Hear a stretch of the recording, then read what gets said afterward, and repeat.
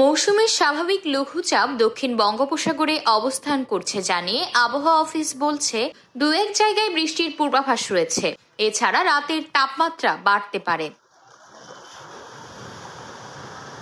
আবহাওয়া অফিসের এক বিজ্ঞপ্তিতে বলা হয়েছে, মৌসুমের স্বাভাবিক লঘুচাপ দক্ষিণ বঙ্গোপসাগরে অবস্থান করছে।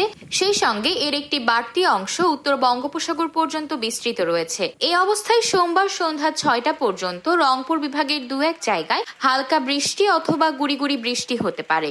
এই সময় দেশের অন্যান্য জায়গায় অস্থায়ীভাবে আংশিক মেঘলা আকাশ সহ আবহাওয়া শুষ্ক থাকতে পারে।